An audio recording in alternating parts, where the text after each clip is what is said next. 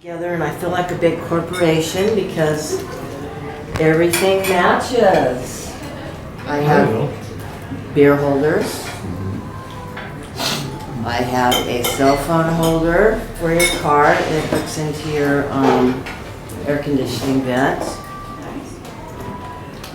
Sticky notes to take notes on. Everybody loves to take notes with their matching pen. And of course my card.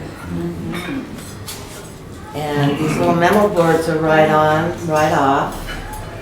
Right on, right off. Wipe on, wipe off. And the kids really have a good time in the car with these. They interact with other cars down the road. And I have one on my refrigerator with notes when I travel and stuff. Yeah. So we also sell bags. It says Beach Trends. Your bag could say your name on it. And I have some other goodies in here. You've all seen this coffee mug we did for a nonprofit. There's another style. I think you'll like this one a little bit better. It's solid stainless steel. Really nice. Good suction on it so you don't spill your coffee. And a little gifts for the holidays. We have flashlights with magnifier. That always comes in handy at a restaurant. For your senior citizens like me, jar openers. Boy, did these come in handy. And here's a little card holder that you can keep your business cards in. And I can never remember Jordan's name, but he's the money guy, so I got this out. Jordan Eden is our money guy. That makes a good golf ball marker, and maybe you can sneak it in a table. And for golf gifts, we have this little matchbook that has keys and a marker in it. And we just got over Halloween. I'm sorry, I only have left Twix. I like Twix. So everything in this bag is going in a raffle today. Oh, good bag. Swag bag. And my last great item, well, here we just have Veterans Day, and here's a Buy a Vet, a Bud Light. It's a coaster, and also a sticker. Thank you for your service. And we can get with Jim and do postcards and shrink wrap the magnet right to it, so that when they get the magnet and the postcard, sometimes the postcard goes in the trash and the magnet goes on the filing cabinet or the refrigerator. Oh, I need my glasses now. Now for the serious part.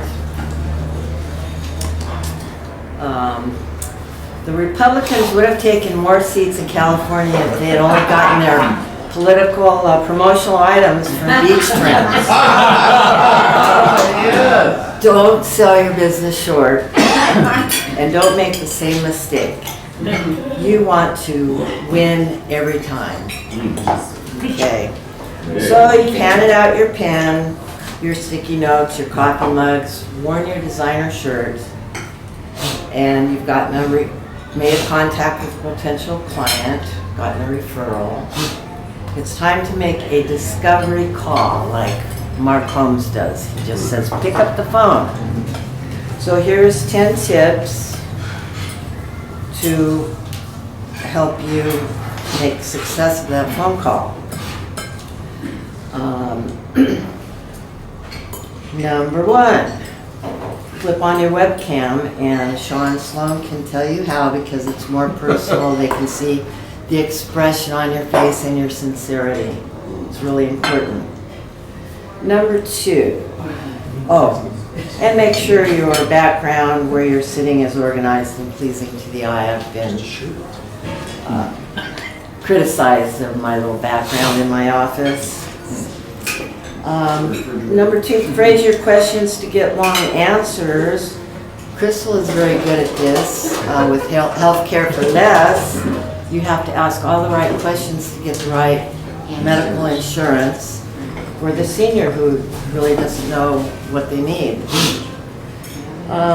3, consider what an expert would ask. Don't ask bad questions. Ask questions that make your buyer think, and people like to talk about their expertise.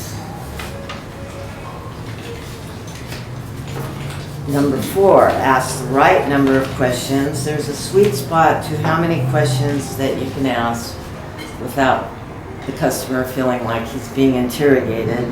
And believe it or not, that's 11 to 14 questions.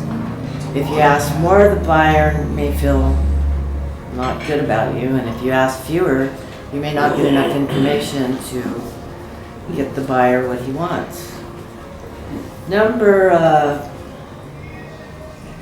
5, base your questions on what the buyer says. So you might have to come up with some quick thinking, but do prepare some questions in advance for the type of business you have. Like John might say, what color house do you want? And what color trim do you want? These are all very important. And be sure to check your talk to listen ratio. Be sure to listen to what your client says. Don't just talk over them. I've had that problem sometimes when I've drank too much coffee and just rattle on, and like they're all confused by the end of the presentation because I have 100,000 things. Okay, so repeat your important words is number 7.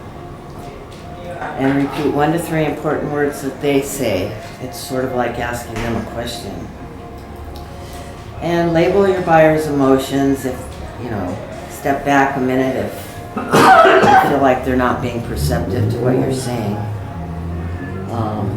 Say, it seems like, or it sounds like you, or it looks like you have a challenge that we need to solve.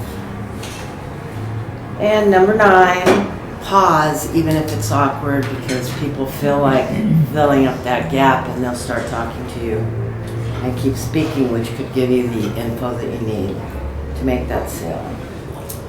And at the end, summarize so that the potential client feels understood and everything is out in the open and he knows what he's going to get from you, and you know what his budget is and what he needs to do.